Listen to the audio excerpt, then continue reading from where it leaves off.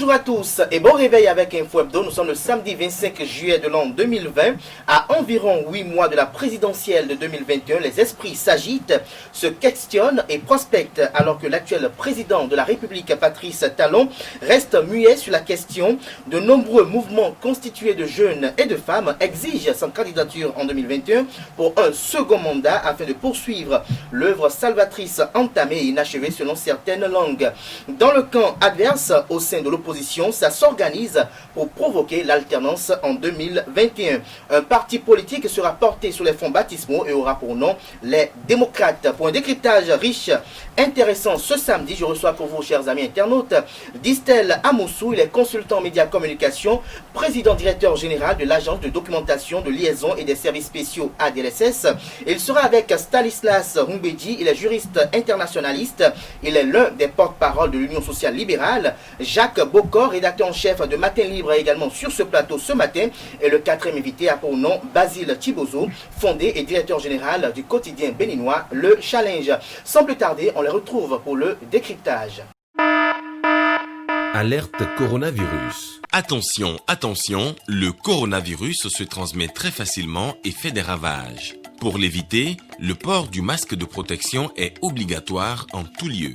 Dans l'administration publique ou privée, dans les réunions, les rencontres, dans les marchés, les magasins, les boutiques et lors des déplacements, le port du masque est obligatoire. Même dans les lieux privés, dès lors que l'on n'est pas seul, le masque doit être le fidèle compagnon. Mais attention, le port de masque de protection ne dispense nullement d'appliquer les autres mesures de prévention, notamment le lavage des mains à l'eau et au savon et l'observance de la distance de sécurité sanitaire d'au moins 1 mètre entre personnes. Enfin, s'abstenir de porter des gants en vue du lavage régulier des mains à l'eau et au savon ou de l'application de gel hydroalcoolique. Pour tout savoir sur l'épidémie du coronavirus au Bénin, rendez-vous sur le site web www.gouv.bj/coronavirus. Ceci est un message du gouvernement de la République du Bénin.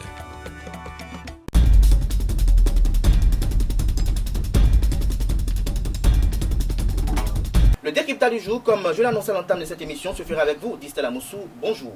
Bonjour Kader, bonjour amis internautes. Merci d'avoir accepté notre invitation. Vous êtes face à Jacques Bocor, rédacteur en chef du quotidien Matin Libre. Bonjour à vous. Bonjour Kader. Bonjour également à Stanislas Rumbedji. Bonjour et merci pour la première fois d'avoir accepté d'être notre invité sur Info Hebdo. Bonjour Kader, bonjour à tous. Merci beaucoup. Directeur Basile Thibozo, bonjour.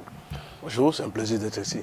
Alors, Distel Amoussou, vous êtes analyste politique, vous avez été journaliste également. Nous sommes à 8 mois environ de la présidentielle de 2021. Dites-nous, quelle analyse faites-vous de la situation sociopolitique actuelle du pays? Merci pour ce plaisir que vous nous faites pour cette invitation. Il faut dire que le Bénin a retrouvé son élan de développement. Le Bénin est aujourd'hui en chantier. Et pour ces chantiers, certains ont déjà tutoyé le seuil des 90% de réalisation, pour ce qui concerne les infrastructures notamment. Chantiers, certains ont déjà retrouvé les 100% pour parler des chantiers de réforme structurelle et institutionnelle. Il faut dire que le Bénin est au travail. Le Bénin est au travail. Jacques Bocor, le Bénin est au travail. Le président Patrice Talon ne dit rien par rapport à la présidentielle 2021, mais ce n'est pas dans l'ambiance coutumière.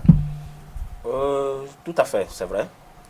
C'est vrai, mais disons que par le passé, au-delà de ce que le président ne dit mot, on sent des velléités, on sent des tentatives. On sait à peu près qui peut être candidat et qui ne veut pas l'être.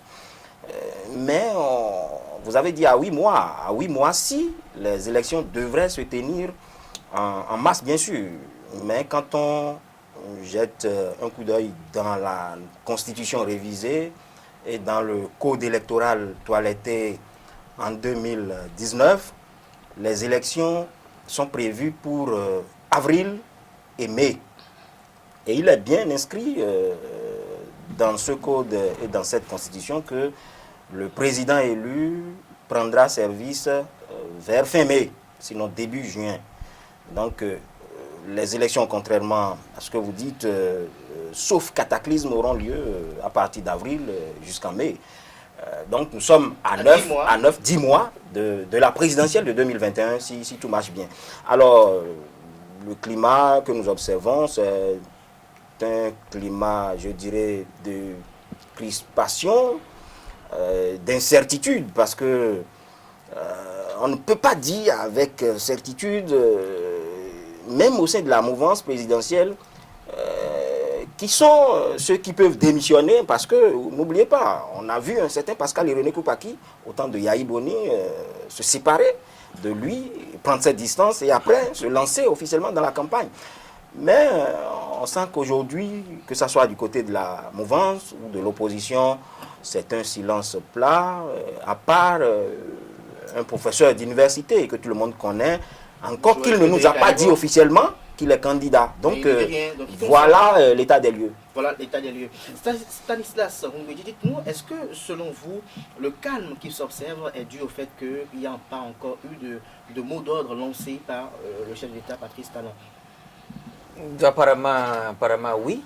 Apparemment oui. Et je crois que lui-même, il ne sait pas encore quoi faire, ou il ne dit pas à ceux qui sont ses alliés ce qu'il veut faire. C'est pourquoi il y a ce silence. Mais pourquoi cette démarche? Pourquoi tenir beaucoup de secrets autour de sa probable candidature? Je ne saurais le dire, je ne suis pas un fin devin, je saurais le dire, il lui revient, ou il revient à ses soutiens de le dire. Et je crois qu'il a son agenda. Mais l'essentiel, c'est de savoir est-ce que le climat est un climat qui grandit le Bénin. La réponse est non. Ce n'est pas un climat qui grandit le Bénin, parce que d'abord, le contexte est fait d'exclusion, et même les partis de l'opposition et ceux qui sont en gestation se demandent... Il y a des partis politiques de l'opposition qui existent. Lequel, par exemple? Vous avez un Foscori pour un Bénin émergent. Désigné, il faut ajouter chaque fois parti politique de l'opposition désigné. Là, vous êtes juste en le disant. C'est votre commentaire à vous. Mais dites-le, vous voyez, j'ai l'habitude de dire, quand l'évidence est là, il ne faut plus tourner autour du pot. Nous connaissons dans ce pays qui est le leader charismatique des Foscori pour un Bénin émergent. Vous le savez bien. Aujourd'hui, il est où par rapport, quelle est sa position par rapport à ce que vous avez là? Il s'est mis en retrait. Ça veut dire qu'il ne partage plus ce qui se fait là. Donc on ne peut pas dire que c'est une représentation de l'opposition. Mais on peut dire que c'est une opposition désignée. Mais là encore, pour aller aux élections, il y a des conditions qui sont posées dans le code révisé, le code chrysogène. Et eux-mêmes, il y a deux aspects que je veux souligner à ce niveau. Le premier aspect, c'est qu'eux-mêmes, ils ne savaient pas que le jeu serait compliqué pour eux. Aujourd'hui, ils sont en train de réfléchir pour voir comment fusionner EBR et UP pour permettre éventuellement au président, s'il veut rempiler, de passer au premier tour éventuellement, ou de voir comment faire en sorte qu'on continue à limer, à empêcher l'opposition de présenter un candidat. Vous regardez comme deuxième aspect, au niveau du fameux verrou de parrainage, qui aujourd'hui de l'opposition peut prétendre avoir le parrainage d'un député ou d'un maire, même s'il n'y a pas un test qui leur dit non. On va y revenir par rapport au parrainage. Alors, donc, vous voyez un peu ce contexte-là, c'est un contexte flou qui ne motive pas et qui seulement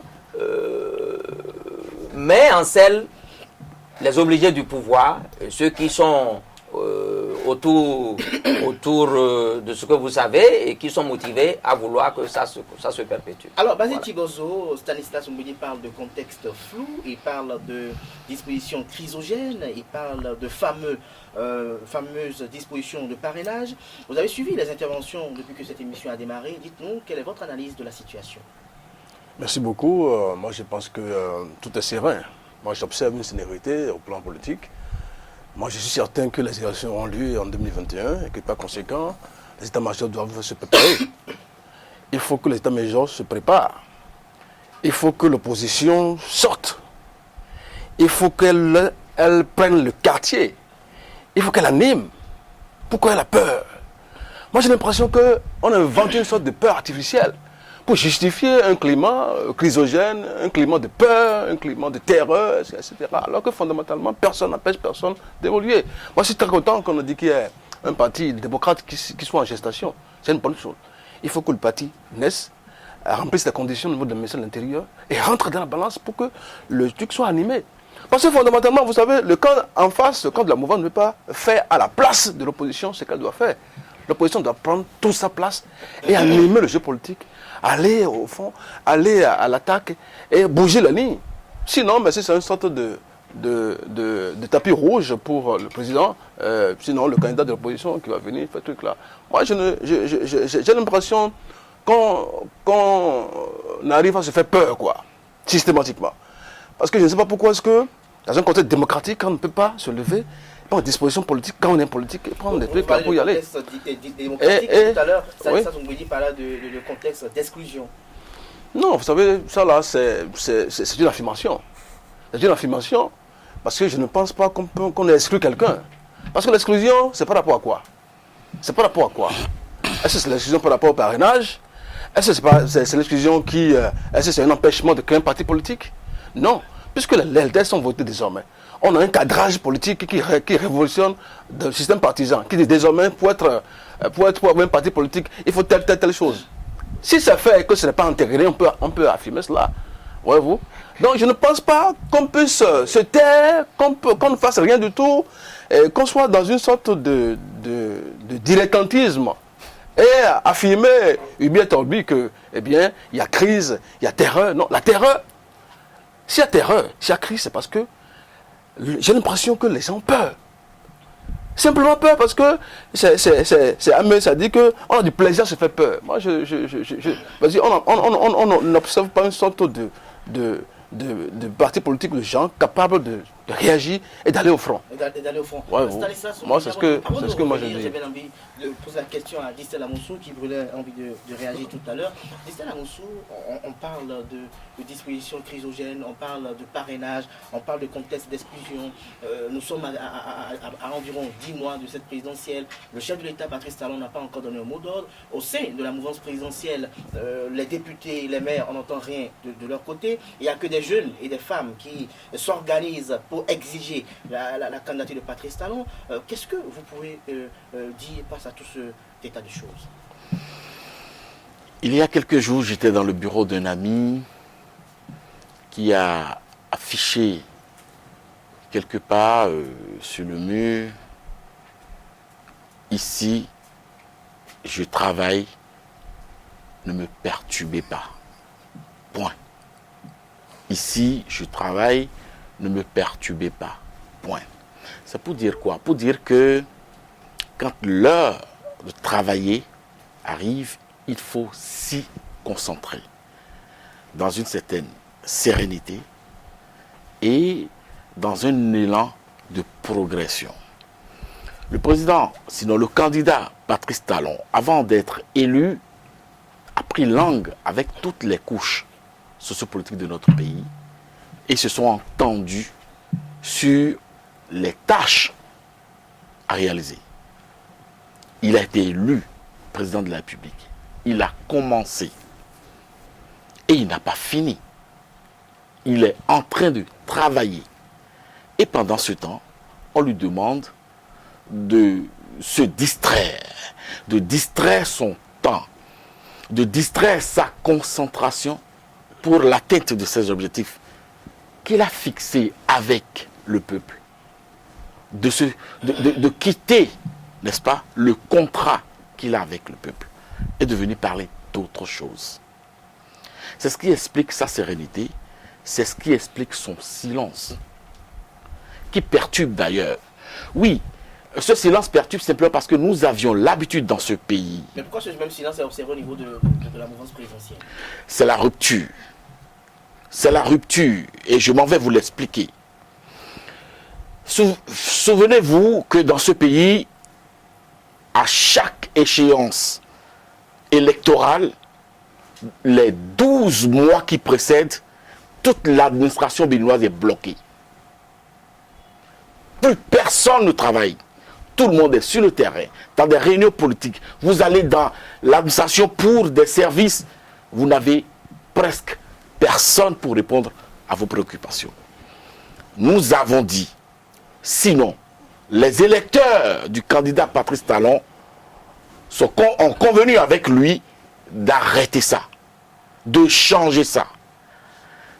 Patrice Talon ne va pas retomber dans les mêmes travers qu'il a dénoncés. C'est pour ça que, à 1 an de l'échéance, tout le monde s'attend à retomber, à rechuter dans ces travers. Patrice Talon doit se décider ou doit s'exprimer sur sa probable candidature à quel moment?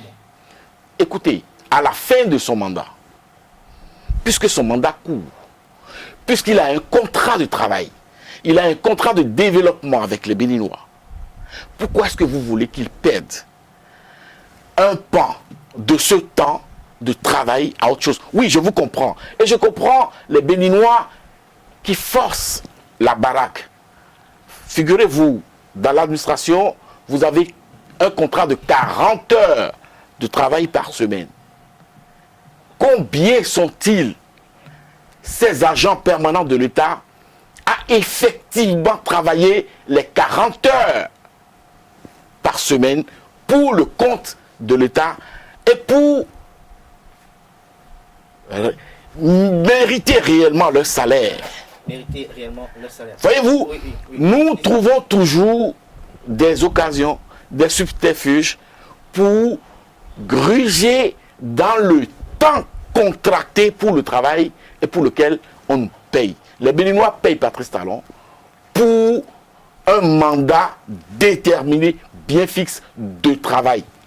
Alors, Jacques Bokor, on parle de la réélection de Patrice Talon. L'homme avait promis de faire à lui seul un mandat. Et donc, aujourd'hui, tout le monde attend de voir ce qu'il va dire. Selon vous, qu'est-ce qu'il devait dire?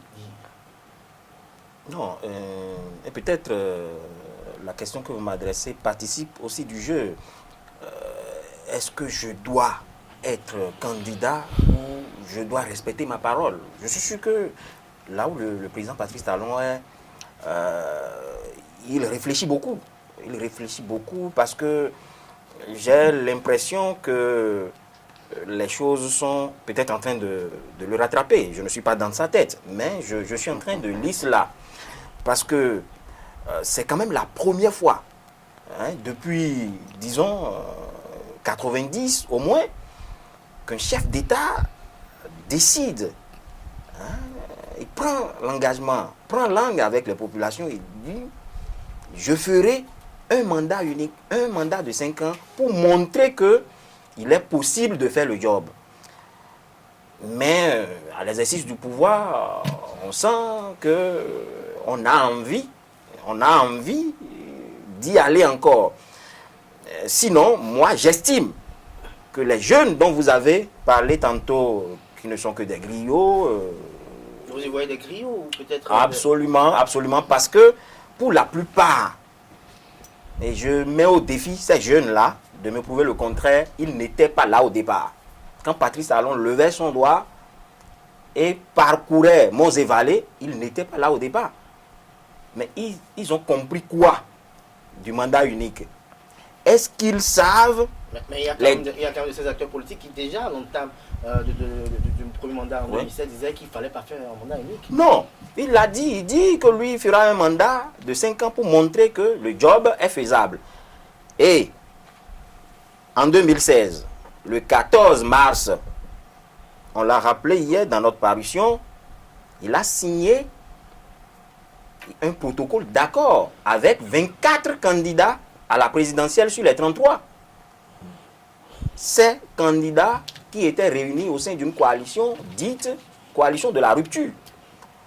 Au point 2 du protocole, il est dit, considérant l'engagement du président Patrice Talon à ne faire qu'un mandat.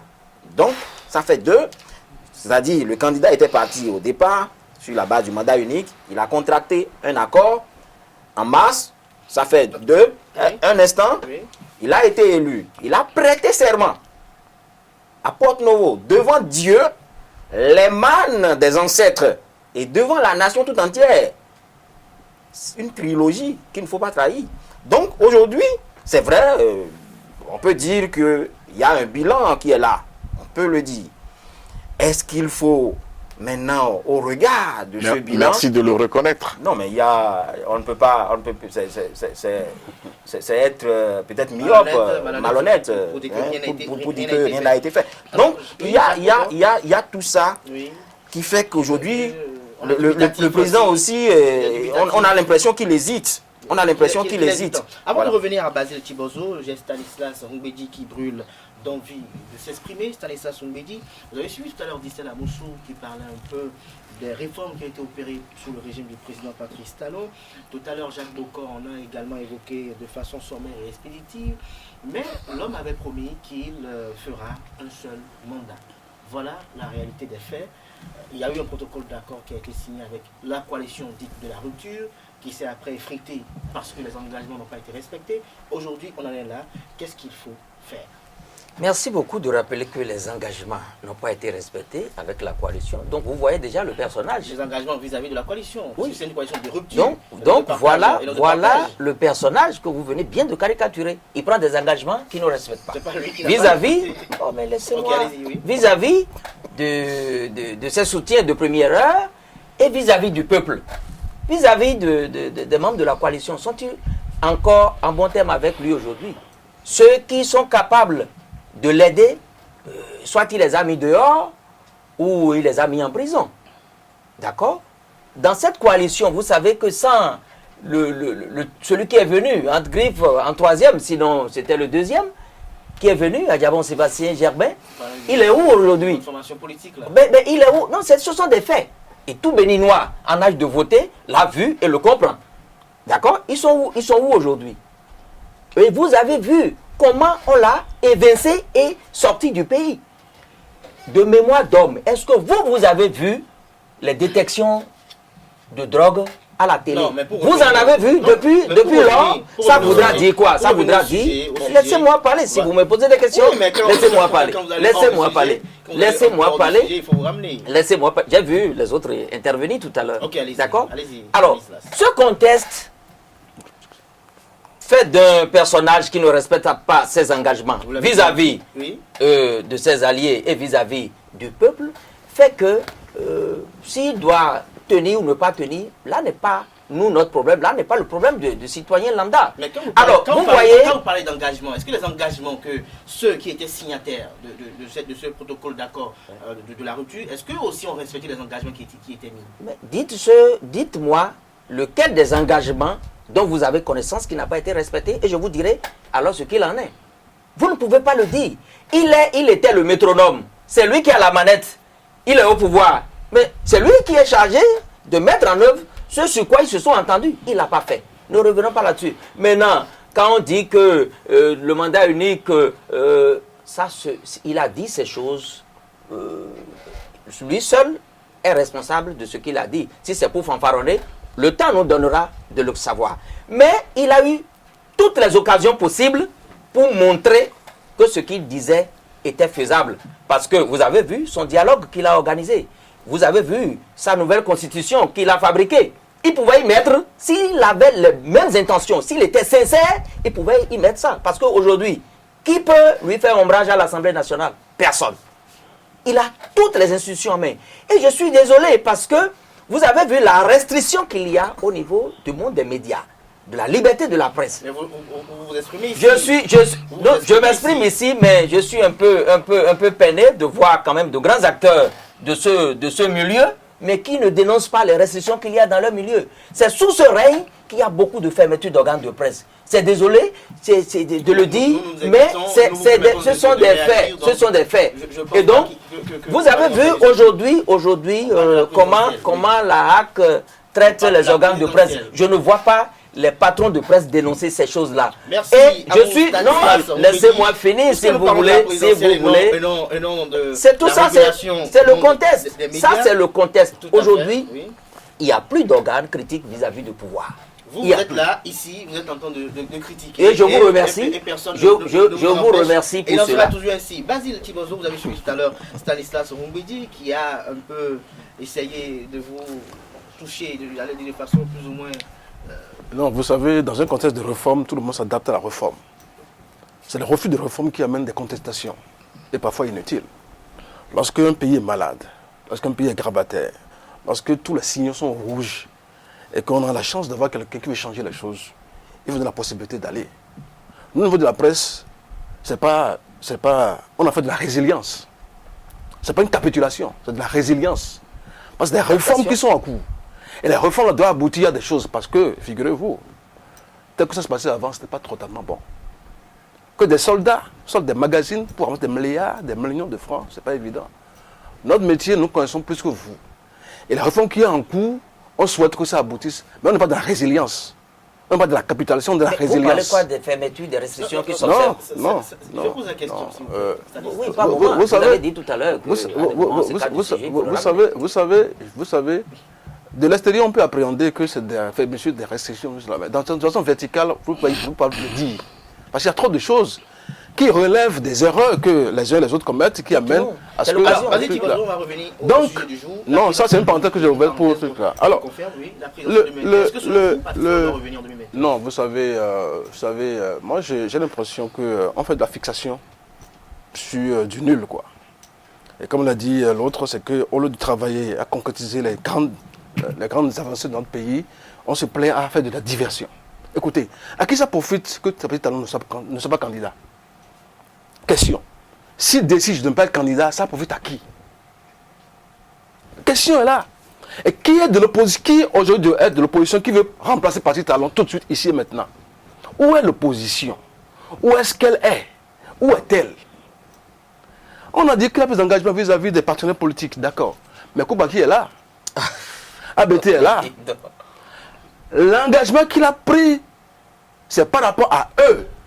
Mais pourquoi ils ne critiquent pas? Pourquoi ils ne parlent pas? Mais ils sont là. Véritablement, ils sont là.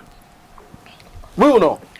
S'ils sont là et ils ne parlent pas, il y a un problème fondamentalement. Donc, je crois qu'il faut laisser les acteurs politiques concernés plus au point apprécier ces choses-là. Deuxième chose, quand on dit candidature, vous savez, lorsqu'on parle d'élection, il y a une commission électorale nationale qui est installée. La commission lance l'appel à candidature. Et les candidats se positionnent. Jusqu'à aujourd'hui, l'accident pour les élections présidentielles n'est pas encore installé. Donc, le jeu est encore ouvert. Que parce qu'il ne se prononce pas, il n'est pas encore il n'est pas encore folklore, puisqu'il a encore la possibilité de venir, puisque quand la commission électorale va lancer la candidature, il va se prononcer. Donc, à 8 mois, rien ne l'empêche ni de s'exprimer ou ni de ne pas s'exprimer. Il a la possibilité de s'exprimer à tout moment. Revenons maintenant à cette histoire il a dit, il veut faire un mandat unique, tout ça là. C'est vrai, il a dit. Ça, tout le monde l'a entendu. Mais qu'est-ce qui a fait que les données ont changé? Entre un fait A et un fait B, il y a beaucoup de choses qui sont passées. On dit seuls les imbéciles ne changent pas. Lorsque Patrice Talon a décidé d'avoir un mandat unique, qu'est-ce qu'il a fait? Il a constitutionnalisé cette décision de la Constitution qui a été rejetée. Lorsque je veux me lier les mains à travers une loi et qu'on dit non, toi tu n'es rien du tout, tu es petit, tu n'es rien dans ce pays, on te rejette, qu'est-ce que je fais? Je fais un repli tactique. C'est pourquoi il a dit je vais aviser. Donc il peut aviser, mais imaginez que la Constitution soit déjà votée depuis qu'il a instruit, c'est terminé, il n'a plus rien à faire, il est lié, il ne peut plus rien faire. Ça, c'est un fait. Ça, c'est un fait.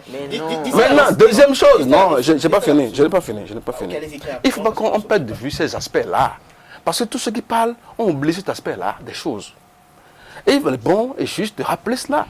Si c'était dans la Constitution qui avait été rejetée, il n'y a plus rien à dire, c'est terminé, c'est bouclé, il doit partir.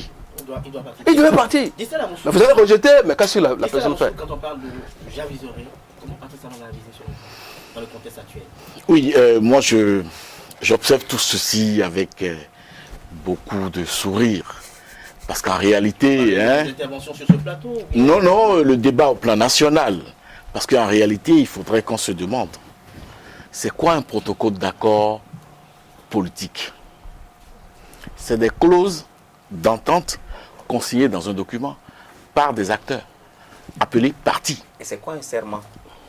Vous me faites l'honneur de me laisser développer. Merci. Alors, et si les contestes amènent les signataires d'un protocole en fonction de l'intelligence d'action qu'ils ont eue, en fonction du contexte, de l'évolution contextuelle, à se retrouver, s'asseoir, prendre langue, discuter, ils peuvent tomber d'accord sur de nouvelles clauses d'entente consignées dans un autre protocole. Et j'observe que, s'il vous plaît, et j'observe que la majorité des signataires du protocole d'accord politique qu'on exhibe aujourd'hui sont dans la mouvance présidentielle. C'est des acteurs qui sont là. La majorité, plus de 90% de ces signataires sont là aujourd'hui. Rien ne les empêche de se retrouver s'ils décident qu'il en soit ainsi, de se reparler et de décider de ce qu'ils ont à faire. Un serment, on m'a demandé un serment. Oui, au même titre que le protocole d'accord n'est pas gravé dans du marbre, un serment au plan socio-politique et culturel de notre pays, il faudrait le décrypter. C'est un engagement pris devant, n'est-ce pas? On l'a cité, les membres de nos ancêtres, devant Dieu, devant la nation, soit.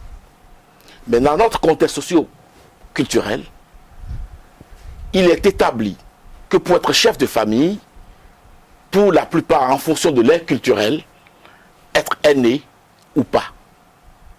D'accord?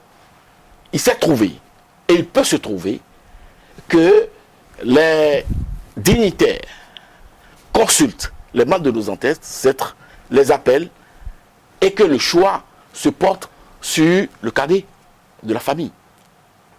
C'est très facile. C'est un non, ou alors nous renions notre culture, C'est très facile. ou alors nous décidons de renier notre culture et renier au peuple béninois sa souveraineté.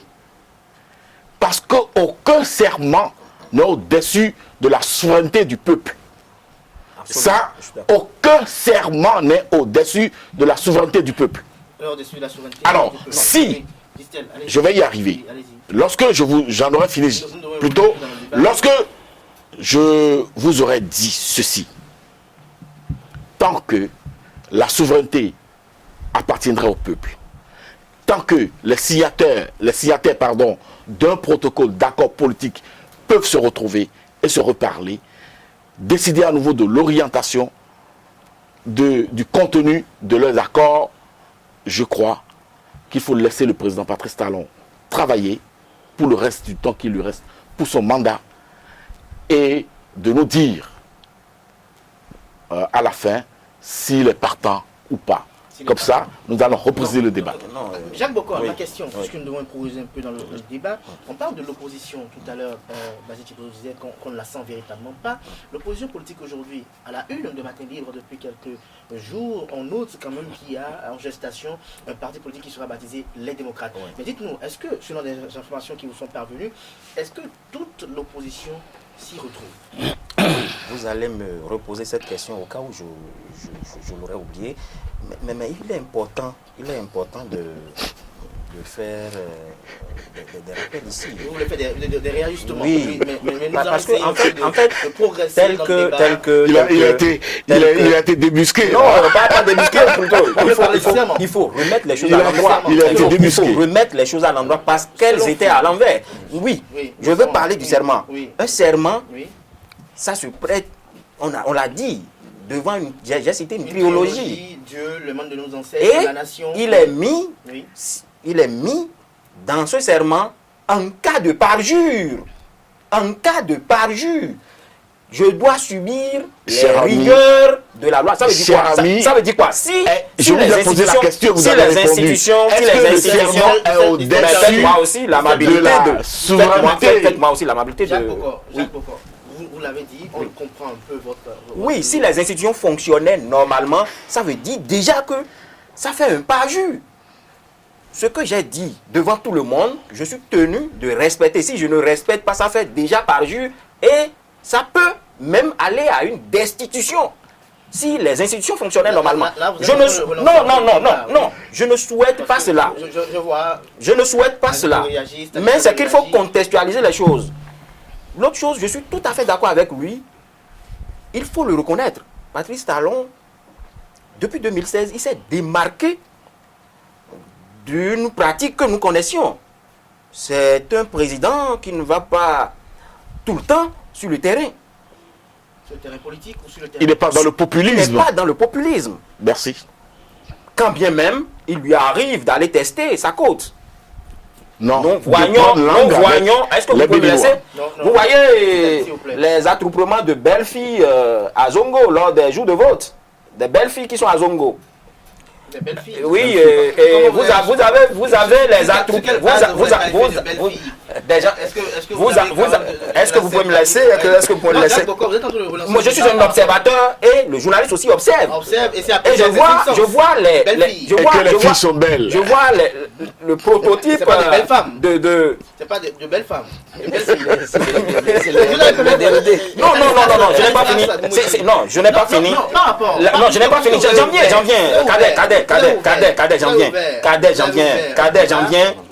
J'en viens, s'il vous le permettez, sinon on ne va pas avancer. Vous avez vu aussi, si par exemple il n'y avait pas coronavirus, vous allez voir l'attroupement qui aurait sur le boulevard de la Marina, en tout cas l'autoroute qui est en train d'être construite. Vous allez voir le monde qui va accueillir Patrice Talon. Et généralement, on sait comment cette foule se fabrique. Donc, Patrice Talon aussi... Il n'y a pas de curieux. Non, mais ce ne sont pas des gens qui se constituent spontanément. À Alada, on en a vu. Quand Patrice Talon était à Alada, on l'a vu. Que c'est des gens qui étaient sur les chantiers. Donc, c'est pour vous dire que le président aussi, lui arrive d'aller tester. Quand il prend son véhicule et il se met au volant, il sillonne les rues de Cotonou. Vous pensez que c'est innocemment qu'il le fait ou c'est anodin? Il n'a plus besoin de circuler dans les rues de Donc, Cotonou. c'est vrai, Patrice Talon, au-delà de tout, il s'est démarqué et on sent que c'est le travail. Merci de le reconnaître. Mais il faut quand même reconnaître qu'il y a aussi ce problème dans sa tête. Est-ce qu'il faut partir? Est-ce qu'il ne faut pas partir? Et l'autre chose, c'est que les chefs d'État africains ont bien envie d'assurer leurs arrières, de positionner un dauphin. Nous avons vu en 2016 ici, Yahi Boni qui a bien voulu que Lionel Zinsou prenne le fauteuil. Alassane Ouattara, pareil. Donc, est-ce que Patrice Talon n'est pas en train de peser, de sous-peser tout ça? On vous aura compris. Maintenant, vous m'avez posé une question par rapport aux démocrates. Oui, on y revient puisque les autres veulent... Exprès, je n'ai pas répondu à cette question parce que vous allez m'arracher la parole après. Non, Donc... on y revient, c'est promis, puisque Stanislas voulait réagir par rapport à la question du serment, Basile également, donc je crois qu'on y revient dans un court instant. Et vous n'êtes pas sans savoir que Je ne sais pas. le président a dit que ce qui permet à un chef d'État de renouveler son mandat, c'est sa capacité à soumettre tout le monde, les grands acteurs. Il a dit. Alors, voilà le personnage. Dans quel contexte? Déterminez votre contexte si vous n'êtes pas dans le pays. Tout le monde a suivi. Mais je dis, les gens sont là. Et il y a des postulats dans la République comme en politique.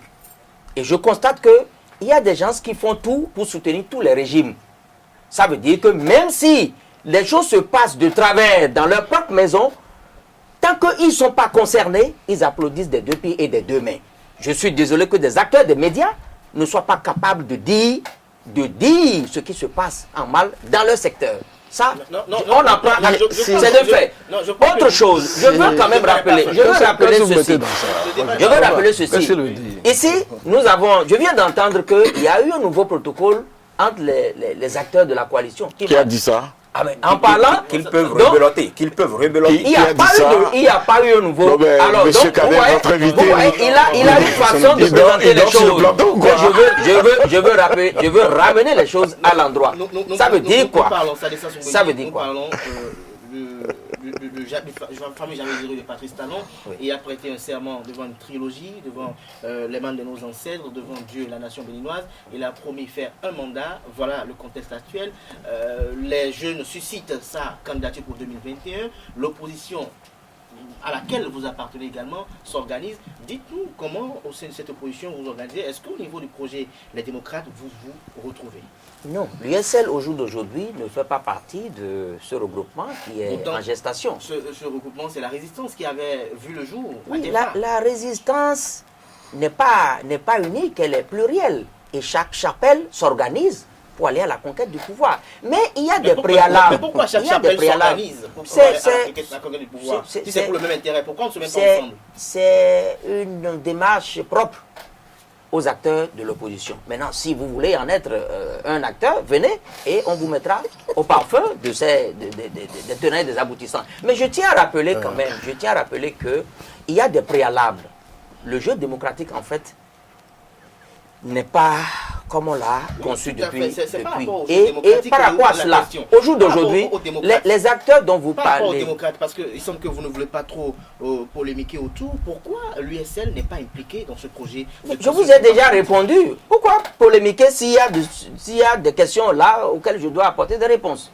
Je dis il y a des préalables. Les préalables, par exemple, les contraintes bizarres administratives qui sont là. Pourquoi vous qualifiez ces contraintes de bizarres? Ce sont des Mais, lois. mais vous avez vu depuis les législatives que, par exemple, l'USL devrait y être, mais par des subterfuges, on nous a écartés. Vous avez vu également, ça s'est poursuivi pour les communales. Et C'est comme si vous n'êtes pas dans le demandez à pays. monsieur Laissez-moi parler parce que vous avez Ngwedi. parlé tout à l'heure. Demandez à D'accord. monsieur. Alors, vous avez vu également, j'ai rappelé les faits, qu'il a dit qu'il faut soumettre tout le monde. Effectivement, Non, l'un mais de ses Stanislas, acteurs, il il y a a mis l'impression que dehors. vous- Je reviens pour dire. Je vous reviens. Je parlais des contraintes administratives bizarres. Non, c'est Et pas des puis, contraintes. après, il y a la question du parrainage. C'est préalable, c'est préalable. Au sein de la résistance à laquelle vous avez contribué à enraciner au Bénin, pourquoi cette résistance aujourd'hui décide de s'organiser pour affronter, provoquer l'alternance en 2021 et que vous estimez que parce qu'il y a des contraintes que vous qualifiez de Mais nous, bizarres, on est déjà constitué. On est un grand regroupement. L'USL est un grand regroupement.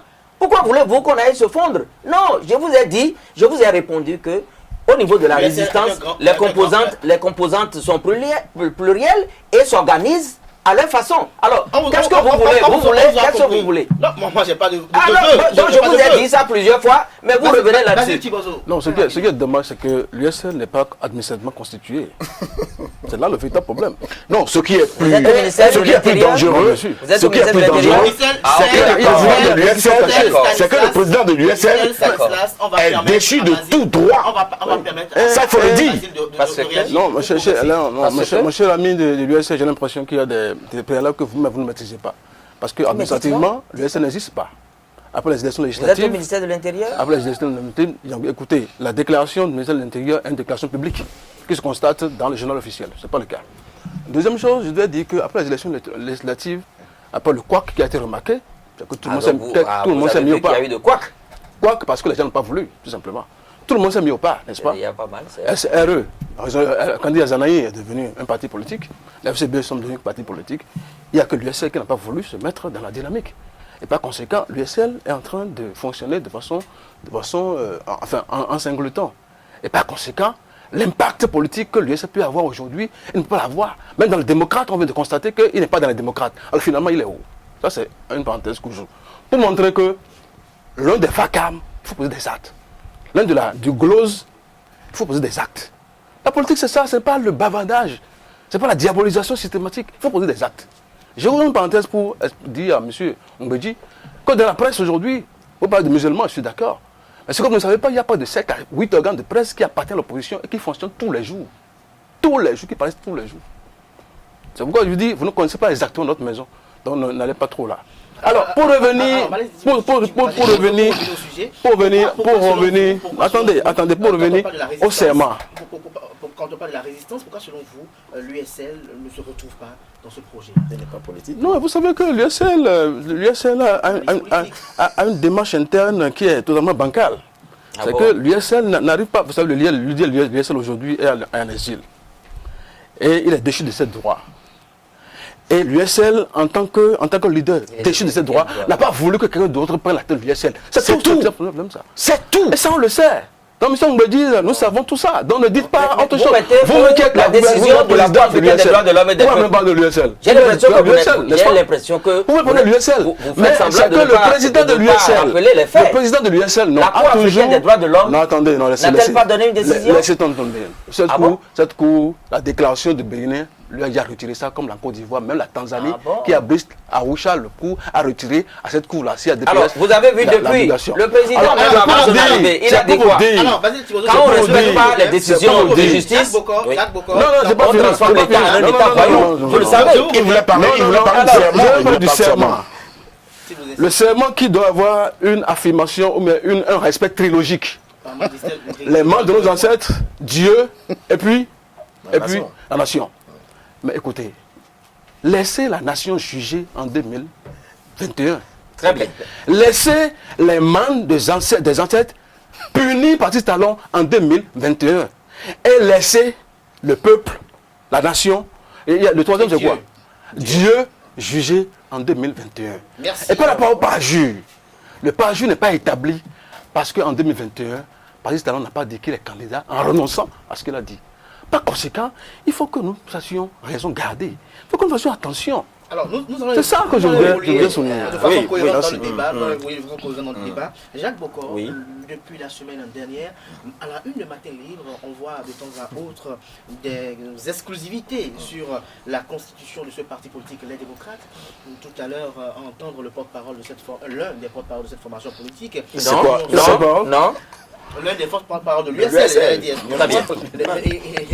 l'USL n'est pas partisan de ce projet politique. Dites-nous, qu'est-ce qui pourrait justifier cette démarche? Est-ce qu'on pourrait dire qu'au sein de l'opposition, il y a quand même une sorte d'implosion qui conduit quand même à certains seulement de se réunir, de comprendre les enjeux de 2021? Toujours un préalable. Il n'a pas été dit ici qu'on est contre la candidature de Patrice Talon, mais nous sommes en train de rappeler des faits. Oui, qu'il y a eu des faits préalables qui ont précédé vous ont compris. la candidature. L'autre chose, les démocrates. L'autre chose, au départ ou au commencement, n'était pas mandat unique sous condition. C'est-à-dire, j'introduis ça dans la Constitution.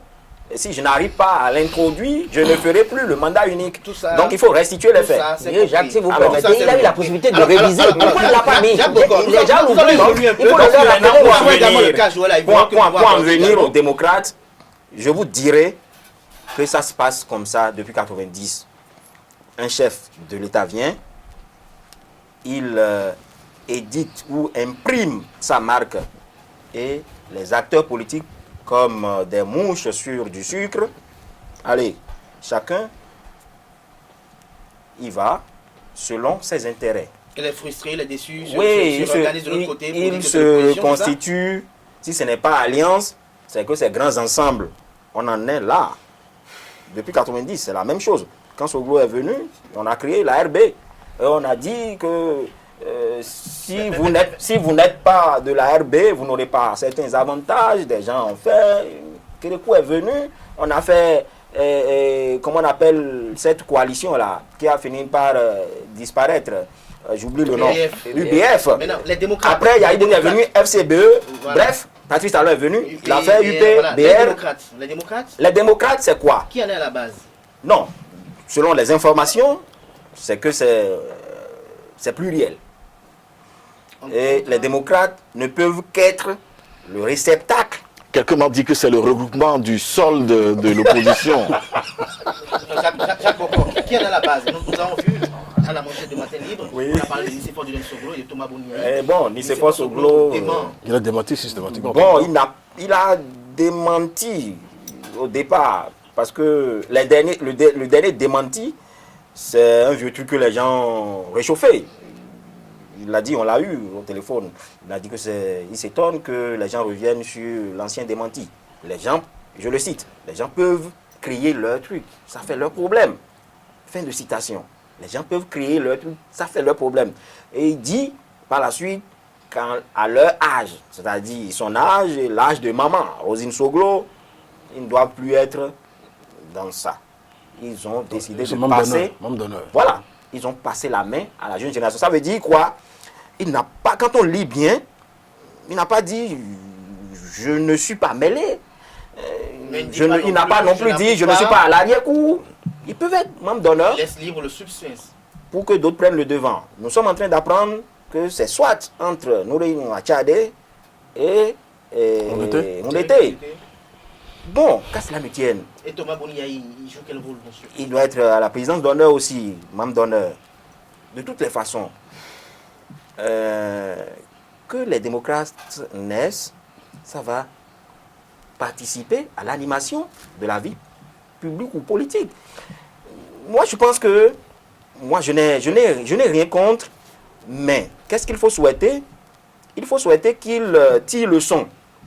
Qu'il tire leçon de tout ce qui s'est passé par le passé. On n'a pas, comment on appelle, le récépissé. Si ils arrivaient à réunir effectivement les dossiers tels que demandés par le ministère de l'Intérieur, moi je pense qu'il ne faut pas faire de la politique politicienne pour rien. Que le ministère de l'Intérieur leur donne le quitus.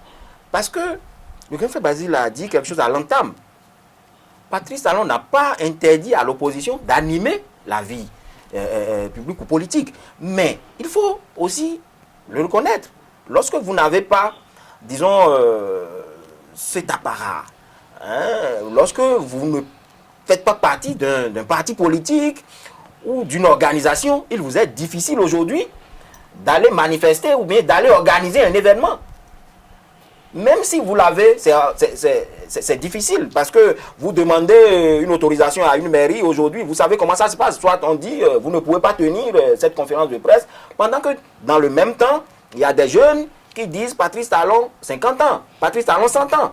Donc, moi, je pense qu'il faut équilibrer le jeu. C'est le vœu. Oui, c'est le vœu, je suis d'accord. Mais dans le même temps, il y a des gens qui ont envie de dire nous ne sommes pas d'accord que Patrice Talon soit candidat, mais qui n'arrive pas à s'exprimer sur des radios, sur des télévisions, dans des journaux également. Donc, je pense qu'il faut équilibrer un peu le jeu. Avec la création de ce parti politique, ou la gestation, parce que c'est en cours de création de ce parti politique, les démocrates, quel avenir aujourd'hui pour le parti politique Foscori.Bénin émergent, quand on sait que son ancien leader charismatique est Boniaï, et que Boniaï, quand même, qu'on le veuille ou pas, jusqu'à aujourd'hui, a encore des sympathisants et des courtisans. Quel avenir pour l'FCBE, c'est ça? Oui. La question? Ah là, moi, je ne sais pas. Je ne saurais le dire parce que ce que je vais peut-être essayer d'analyser, ça va être que la création ou la naissance de la nouvelle formation politique en gestation, les démocrates, apportera un peu plus de vitalité à l'animation de la vie politique nationale. Figurez-vous, c'est un rôle qui est consigné dans la Constitution béninoise. L'animation de la vie politique appartient aux partis politiques. Elle n'appartient pas aux individus. Et c'est dans notre Constitution. Donc je dis, ça va être un plus à l'animation. Mais lorsqu'on me dit que... J'ai une autre question pour vous, Distel Amoussou, oui, avant que vous poursuiviez. Est-ce que l'opposition doit percevoir Patrice Talon comme quelqu'un qui doit poser des actes pour que cela leur soit bénéfique? Il ne faut pas faire de la fixation... Il faut le fait que Patrice Talon est également chef de la mouvance présidentielle. Il faut éviter de faire de la fixation sur la personne de Patrice Talon. Il faut regarder les institutions de la République. Il faut regarder les lois de la République. Et regarder, observer le fonctionnement des institutions. Alors, c'est dit et consigné dans la législation béninoise les critères et les modalités pour la constitution et la formation d'un parti politique. Il faut répondre à ces conditions. Lorsque vous répondez à ces conditions, vous croisez les bras et vous avez vos documents. Ce qui vous donne droit à l'animation de la vie politique. Mais lorsque vous avez en votre sein des personnes qui sont en difficulté avec les lois de la République, qui sont sous le coup de condamnation et qui ont pris leur jambe au cou, il va être difficile de demander à l'administration de fermer les yeux sur ces faits et de vous donner, n'est-ce pas, le statut pour l'existence. Alors, Stanislas, Lorsque j'en aurais fini. C'est la mousse, si vous permettez, merci beaucoup, c'est très aimable et gentil. Stanislas Ongwedji, dites-nous aujourd'hui quelle est l'ambiance qui règne au sein de l'opposition au régime Talon. Est-ce que tout le monde est en rang soudé? Tout le monde est en rang soudé par rapport à l'essentiel, au préalable, qui doit donner un nouveau souffle au jeu démocratique. Je rappelle que dans une démocratie, on doit laisser la compétition se faire. Nous avons vu dans ce pays des gens à qui on a refusé les actes d'autorité. Alors, sans ces actes, vous ne pouvez pas vous constituer, alors que ça fait partie des droits de l'homme. Et la Cour africaine des droits de l'homme et des peuples a rappelé ça.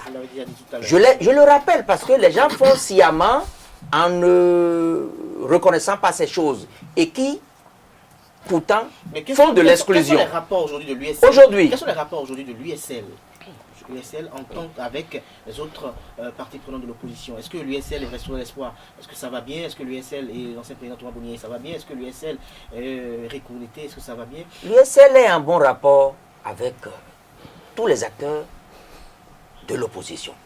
Est-ce que vous partagez la même vision, la même pédagogie du combat politique? On ne peut pas, on ne doit pas, on n'est pas obligé de partager la même pédagogie politique. On s'entend sur des thématiques données. Et au jour d'aujourd'hui, les thématiques, il y a par exemple tout ce qu'il y a comme verrou qui empêche la libre compétition. Non, moi j'ai un souci. Est-ce que si je veux parler, laissez-moi parler. Alors, oui, moi j'ai un souci. C'est quoi l'USL? Il faudrait qu'on... Je ne parle pas de l'USL. Je dis, je ne serai pas surpris demain. Je ne serai pas surpris demain si l'USL gagnait le pouvoir d'avoir encore le soutien de ces acteurs du média pour accompagner. Je ne serai pas surpris. Donc, ce n'est pas du nouveau qu'il le soit dans cette posture. Ce n'est pas du nouveau. Mais je rappelle que les institutions, dans une démocratie, on doit tout faire pour que les institutions jouent leur rôle. Lorsque les institutions sont à la solde, le chef de l'État actuel lui-même l'a dit. Ma question, vous l'avez déjà dit tout à l'heure. Alors, il faut rappeler. Ma question aujourd'hui, lorsque au sein de l'opposition aujourd'hui, Stanislas Ongwedji, vous partagez tous le même désir irrésistible, c'est de voir un autre au pouvoir que Patrice Talon. Pourquoi vous ne vous soudez pas? Pourquoi vous ne voulez pas en synergie d'action pour le même combat? Je dis qu'on est en synergie d'action. On n'a pas une formation politique qui va naître à l'image de la coalition de la rupture pour 2021. Pourquoi on sait les démocrates? Vous parlez de la coalition de la rupture. La coalition de la rupture en est où aujourd'hui? Oui, elle est où aujourd'hui? Talon a pétanqué ça déjà. Elle est où cette coalition de la rupture? On ne va pas répéter les mêmes erreurs. Non, mais monsieur Kader, c'est quoi l'USL? C'est une ONG. Moi, je voudrais la précision. Nous sommes ensemble sur des thématiques données pour que le jeu soit ouvert, pour que notre démocratie ait un nouveau souffle. Parce que ne pas le faire et bafouer les principes et valeurs issus du consensus de 90, c'est d'ouvrir la porte à toute éventualité. Voilà. J'ai vu des gens, laissez-moi finir, j'ai vu des gens, avant que vous fassiez des petites piques à ceux qui sont sur ce plateau, dites-nous pourquoi l'USL ne veut pas se conformer aux exigences du ministère de l'Intérieur. L'USL ne veut pas se conformer au dictat des individus qui ont la machine de l'État en main. C'est ça ce qu'il faut rappeler. Est-ce que vous avez lu les lois votées par député à l'Assemblée nationale? Est-ce que vous avez pris connaissance de ces lois? Mais bien sûr, bien sûr. Mais est-ce que vous avez lu les décisions de la Cour africaine des droits de l'homme? D'abord pour les législatives et après à l'orée des communales. Vous l'avez lu? Est-ce que vous savez que la Est-ce que vous savez? Non, vous ne pouvez pas dire ça. En tout cas, moi, écoutez, s'il vous plaît. Je suis un juriste internationaliste et je sais que les lois communautaires s'imposent aux États. Et vous avez vu récemment, l'UEMOA l'a rappelé à la Cour constitutionnelle de notre pays. Ça fait honte quand nos cadres ne peuvent pas valoriser le pays et se mettre à ridiculiser tous les cadres du pays. Ce n'est pas bien. Je veux rappeler quand même. Vous voulez encore rappeler encore Oui, je veux rappeler. Une phrase. Une phrase, mais je veux rappeler quand même que nous avons vu des gens, que ce soit au Burkina, tenir ces mêmes propos, à gloser, soutenir le pouvoir jusqu'à leur déclin. Nous avons vu également ce qui se passe récemment au Mali. Au Mali, le chef de l'État, il était fort, ses soutiens étaient avec lui, mais aujourd'hui, il pleure. Je nous invite à de la modération et à travailler à ce que l'essentiel soit préservé. Auquel cas, C'est la on n'est paix. pas loin La- de ce la- qui se la- passe la- ailleurs. La paix sera préservée par Merci. la grâce et la volonté divine, puisque Merci. vous y croyez beaucoup plus Merci. et puisque vous en faisiez fiance en évoquant la question du serment. Alors, Basil Tibozo, nous parlons de les démocrates, nous parlons de l'avenir des FCBE, de l'avenir de l'opposition. Quelle analyse faites-vous de façon ramassée de tout cela, quand on sait que les démocrates vont naître et que l'USL n'est pas avec eux, le Moi- FCBE est probablement son candidat? Moi, mon vœu le plus cher, fondamentalement, c'est que l'opposition puisse exister. Je prie dans tous les sens pour que, fondamentalement, les démocrates naissent en tant que parti politique. Mais attention, il ne faut pas répéter les erreurs du passé. Les personnes qui sont faillies, les personnes qui ont des problèmes avec la justice et autres, il ne faut pas les mettre dans l'organe de gestion, de direction de ce parti politique-là. Sinon, fondamentalement, le ministère de l'Intérieur va ouvrir ses yeux pour dire, mais ça n'est pas conséquent, je ne donne pas. Il ne faut pas aller là. Il ne faut pas faire les mêmes erreurs. Je souhaite fondamentalement que ce parti politique-là de l'opposition existe qu'on ne pas animer la vie politique. Donc vous voulez qu'on que- dépersonnalise le débat? Pour que ce parti puisse exister, mais si on doit créer un parti et commencer par dire la même chose, à mettre des personnes qui sont en difficulté avec la justice dedans, et vouloir qu'on donne l'autorisation à ce parti-là, c'est la même chose. Et je crois que les gens ont compris depuis longtemps. Après les législatives, là, beaucoup ont compris, sauf l'USL qui n'a pas compris. Et je voudrais dire à mon ami Ongbedi, vous savez, il y a un débat interne qu'on doit faire au niveau de l'USL. Je ne vous donne pas de truc là. C'est que la personnalité de M. Sébastien Adjavon, que je respecte, un grand monsieur, de grand renom que je respecte, ne doit pas être l'élément qui divise, qui fragilise ou qui tue l'USL. Adjavon doit se mettre de côté. Et l'USL doit aller en congrès avec un président pour exister, se rallier aux démocrates éventuellement, ou être une force puissante et animer la vie politique. Ça là, c'est un conseil qu'on peut donner. Ce n'est pas qu'une diabolisation. C'est pas une Mais diabolisation.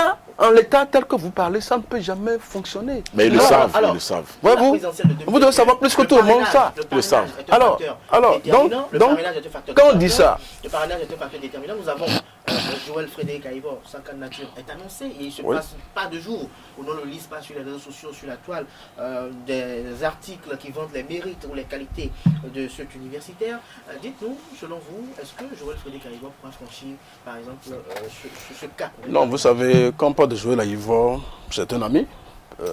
Un ami, on a fait l'université, je crois qu'il était venu après nous et tout. C'est un cadre bon teint et mérite, un constitutionnel de Rouvre. Mais pour le moment, je n'ai pas encore vu lui déclarer sa candidature. C'est les rumeurs. Absolument. Entre les rumeurs et l'évidence, je prends du recul.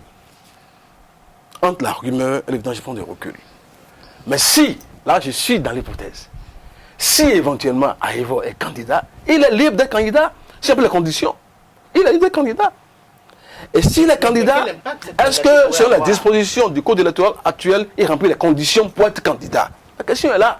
Il ne faudrait pas qu'on puisse dire, oui, le candidat, il est bon, c'est lui l'alternative, on veut l'empêcher, alors que le code électoral ne lui donne pas la possibilité d'avoir un certain nombre de choses. Je crois qu'il connaît mieux que quiconque les lois pour savoir que pour être candidat, il faut qu'il cravache dur. Il y a la question du Parce parrainage. qu'il y a le parrainage, c'est ce qu'il Voilà. veut dire. Quand je parle du code électoral, quand je parle du c'est ça. Aïvo, qui est un jury de haut niveau, c'est plus que quiconque qu'il faut qu'il ait 16% avant d'être admis. 16 parrainages avant d'être candidat. S'il ne l'a pas, et s'il fait un soir l'inconnu, ce soir l'inconnu, il arrive à quoi? S'il peut-être veut l'avoir en se basant sur l'opposition à venir, la démocrate peut-être à venir, ou des choses qui seront faites, je ne sais pas trop comment il va s'en faire. Est-ce qu'il va faire un lobbying particulier pour introduire, pour qu'à l'Assemblée nationale, on puisse aller à une révision de la loi portant de cette loi-là, pour qu'on saute peut-être le verrou du parrainage? Je n'en sais rien. Peut-être qu'il est le seul à savoir. Peut-être qu'il est le seul à savoir. Parce qu'aujourd'hui, mathématiquement, telles que les choses sont, je ne pense pas qu'il puisse avoir les 10% pour avoir le Justement, parrainage nécessaire. parlons du parrainage, avant Voilà. de revenir à Jacques Bocor, parlons du parrainage. Sur les TV, on a eu par exemple Maître Migan qui a eu à dire qu'il est possible que des députés qui sont des élus du peuple peuvent parrainer un candidat et ne pas le soutenir. Et nous avons suivi sur les antennes de la télévision nationale le président de l'Assemblée nationale, Rocadre, qui a eu à dire qu'un élu ne pourrait faire autre chose que la consigne est dictée par son parti politique. Mais quand on sait qu'en dehors des maires qu'on peut révoquer ou qu'on peut destituer, les députés jouissent d'une certaine autonomie et indépendance, est-ce que nous ne pourrons pas nous assister à une situation où des députés vont accepter parrainer des candidatures même s'ils ne les soutiendraient pas? La question est adressée? Oui. Oui, non, je crois quand même il faut faire un distinguo entre un député et un député mouvance. Un député mouvance peut parrainer tout candidat. Il n'y a rien que des députés Mais mouvance. c'est un député qui a la casquette de l'UP ou du BR doit parrainer un candidat. Le débat aujourd'hui se fait au niveau des partis politiques. Dans ce cas-là, l'individu député n'existe pas, c'est le parti qui existe. Est-ce que vous voyez? Je ne vois pas, en tout cas, je ne vois pas un député qui appartienne, sauf s'il démissionne. S'il démissionne de ses partis politiques pour être seul, il peut dire, bon, maintenant je parraine qui je veux. Et là encore, c'est le Jacques gaju. Bocor, je vous reviens toujours parlant des démocrates. Est-ce que Joël Aïvo est annoncé au sein des démocrates? Non, je ne l'ai pas entendu. Je n'ai pas entendu cela. Mais Jacques, vous n'êtes pas le président du parti. Pourquoi est-ce que Je n'ai pas appris ça. Selon les informations que nous avons vues, son nom n'a pas fuité. Il est Je ne sais rien. Ah oui, carrément. Non, mais- Encore, c'est lui qui copie le parti. Il n'y a que le canard qui sort les aspérités. Non, Mais dites-nous, Jacques Bocor, s'il n'est pas impliqué, quel pourrait être l'impact de sa candidature pour l'opposition aujourd'hui? L'impact. Non, je pense Parce que. qu'au niveau des démocrates, s'il devait avoir président ou une candidature, des noms sont déjà cités. Je pense que dans ce même pays, en 2016, on a connu la trentaine de candidatures. Ça n'empêche personne. La balle est ronde pour tous les candidats qui vont s'annoncer. Et on a déblayé le terrain tantôt. Est-ce qu'il a pu réunir les 16 maires et ou députés? C'est là la question. Moi, je pense que le débat aujourd'hui, c'est là. Est-ce qu'on ira même à la présidentielle de 2021 avec le parrainage? Nous n'en savons rien. Peut-être que demain, ils peuvent s'entendre sur le minimum. Et le chef de l'État va dire, bon, écoutez, voilà, on va encore à un dialogue, et on revoit cette disposition et on corrige les choses. Parce que, vous avez vu, bon, ce qui reste de la résistance, restaurer l'espoir, a pondu un communiqué la fois dernière pour dire qu'il faut qu'il y ait une assise pour parler de cela, pour corriger certaines choses. Est-ce que la mouvance va accéder à ces doléances ou à ces exigences? Je n'en sais rien. Donc, nous sommes en train de supputer ici seulement. Nous ne savons même pas si lundi prochain, les choses vont changer. Donc, bon, moi, je suis un observateur, j'attends de voir ce qui va se passer réellement. Voilà. Dans cette dynamique, dans cette dynamique. Que pensez-vous du parrainage et de la candidature de Joël Aïvo? Je pense tout le contraire de ce qu'ont dit Maître Jacques Migan et le président de l'Assemblée nationale.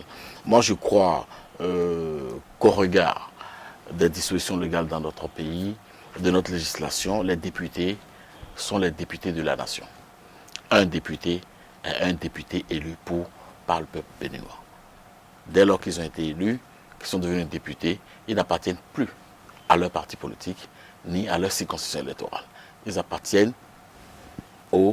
à tout le Bénin. Et je crois que dans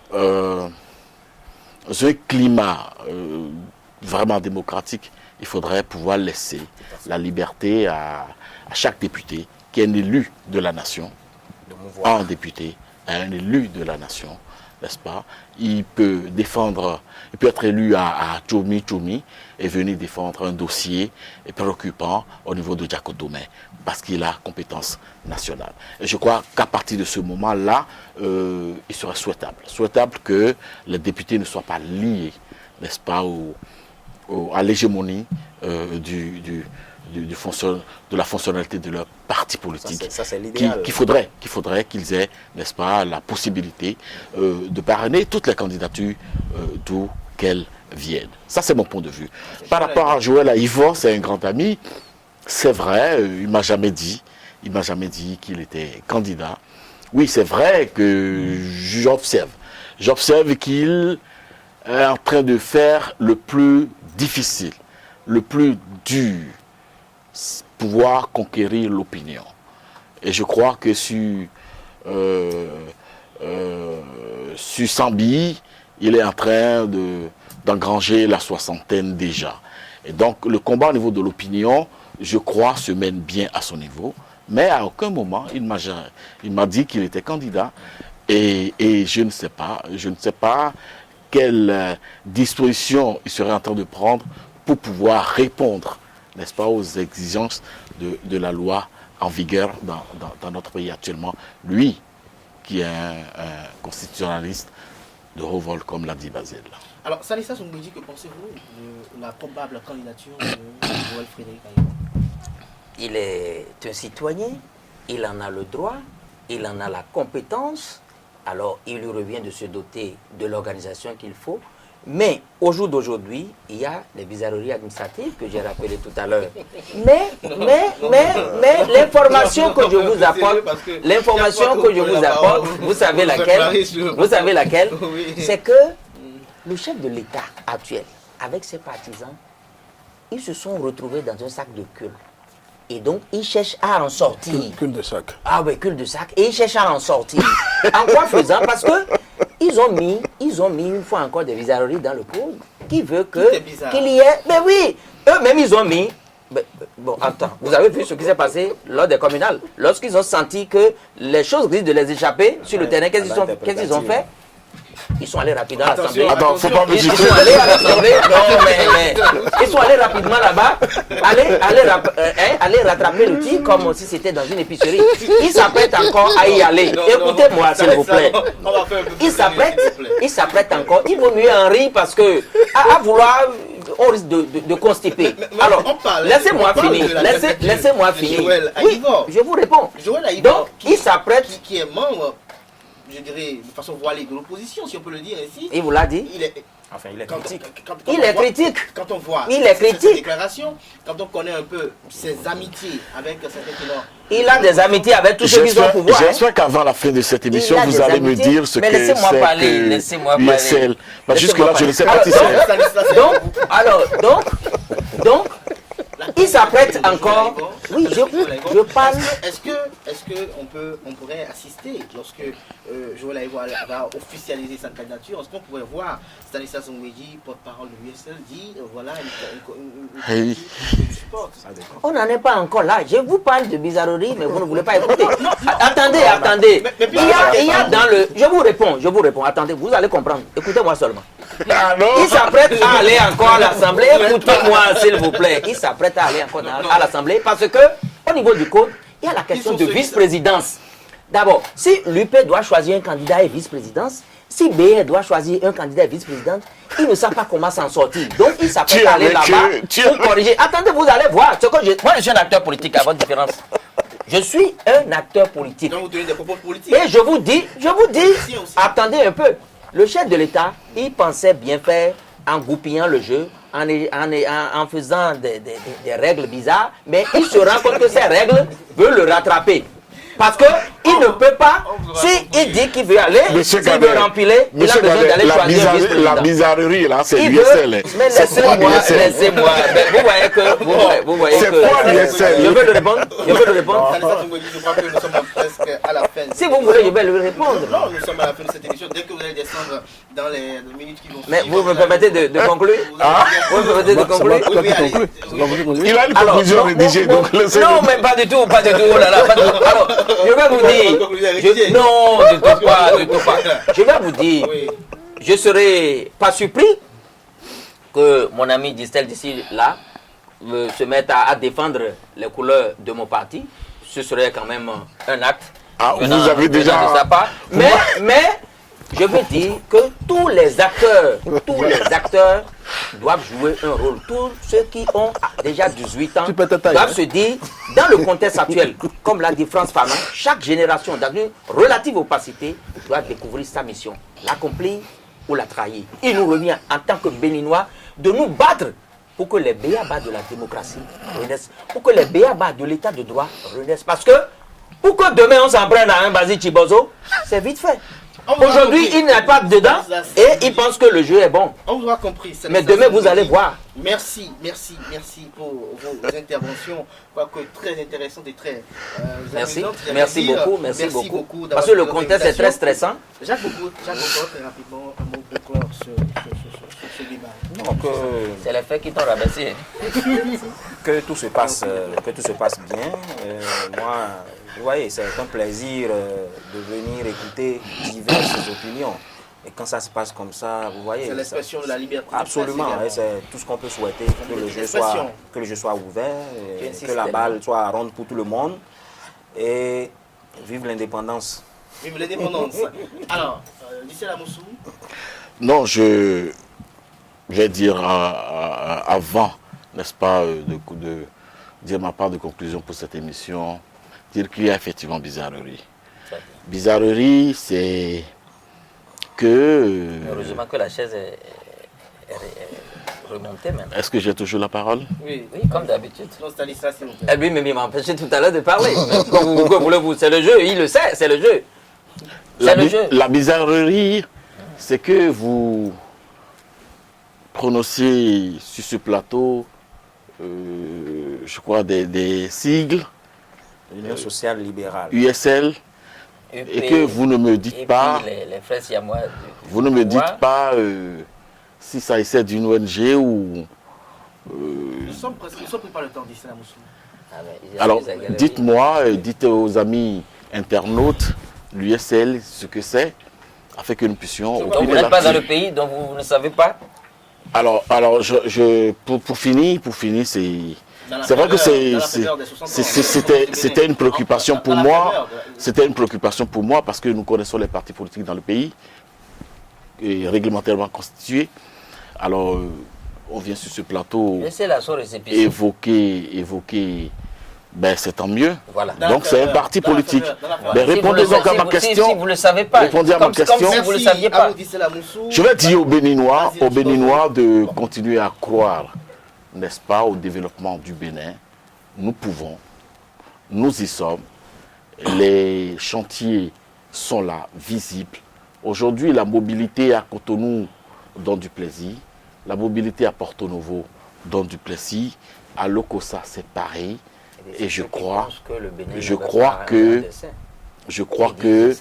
lorsque nous avons cette détermination, nous pouvons, d'ici quelques mois, quelques années, tutoyer les grandes nations développées pour le bonheur des Béninois. C'est comme un discours présidentiel. Un Hein. mot pour finir, Basile Chibozo, surtout avec la célébration des 60 ans d'indépendance du Bénin. Non, je crois quand même que cette célébration prouve à propos que nous sommes en train d'évoluer. Nous avons 60 ans et que notre pays est en train d'évoluer. Notre pays est en train de changer, est en train de réussir beaucoup d'agrégats microéconomiques. Vous avez vu que depuis 60 jusqu'à aujourd'hui, chaque président vient apporter un plus. Yahi Boni en a fait, Soglo en a fait, Gréco en a fait, Talon est en train de faire. Mais il se fait que Talon est en train de battre beaucoup de records. C'est une évidence de crissable, il faut reconnaître cela. Reconnaître que ce qu'il fait, c'est pour notre pays et non pour l'individu Talon. Le mot sapiens Talon n'a pas de sens, mais le président Talon, oui. Et c'est ce qu'il fait. Et ce qu'il fait, c'est pour nous. Moi, j'ai vécu à Cotonou, je connais les voix aujourd'hui. Mais qui va même profiter, c'est va profiter à mes enfants. C'est le plus essentiel, ça. Moi, je pense qu'il faut aussi assainir le système partisan. Ça se fait. Et je pense aussi qu'il faut essayer d'ouvrir. On n'a même pas encore le financement jusque-là. Vous savez que ça fait partie Je pense du projet. qu'il faut aussi ouvrir et permettre la possibilité pour que tous ceux qui sont à l'extérieur, tous ceux qui viennent, parce que je suis certain que le pays appartient à tous. Voilà. Et que fondamentalement, tous ensemble, on pourrait relever le défi. Mais, il faut que chacun puisse savoir exactement ce qu'il est, ce qu'il a fait, pour qu'on ne tombe pas plus dans les mêmes travers. Merci. Il n'est pas exclu. Il n'est pas exclu. Vu le génie béninois, Oui. Il n'est pas exclu que demain, Patrice Talon puisse gracier Sébastien Javon. Il n'est pas exclu qu'une loi rectificative vienne sauter le verrou du parrainage à l'Assemblée nationale. Il n'est pas exclu. C'est pourquoi il est bon et juste que le débat Mais se que fasse faites-vous et qu'on pour que puisse véritablement aller. ça puisse se réaliser? Donc, c'est une émission et moi je pense que ces éléments d'appréciation doivent être des éléments d'opinion sur les gens, pour lesquels les gens doivent focaliser aujourd'hui, pour que de sortir un peu du schéma de la diabolisation systématique et du charivari et des micmacs Et des bizarreries. qui ne parlent plus de rien du tout. Merci à vous, Merci. Basile Thibozo. Je rappelle que vous êtes le fondé, le directeur général du quotidien béninois Le Challenge. Ancien président CNPA Bénin. Ancien président du CNPA Et consultant Bénin. média, tu Et oublies ça. consultant média, communication également. Merci à vous, Basile Thibozo. Vous étiez avec Stanislas Rungweji, juriste internationaliste, un des porte-parole de l'USL. Il y avait également sur ce plateau Jacques Bocor, rédacteur en chef du quotidien Matin Livre, et Distel Amoussou, consultant média communication, président directeur général de l'agence de documentation, de liaison et des services spéciaux ADLSS. Chers amis internautes, c'était Info Hebdo de ce samedi. Merci pour l'attention. C'était des échanges à bâton rompu. On se retrouve samedi prochain pour nos numéros avec probablement d'autres invités ou peut-être les mêmes. Portez-vous bien et passez un excellent week-end en compagnie de programme sur les 3 www.usaid.bj. Et on retrouve demain dimanche Eustache Apovi pour l'invité du dimanche.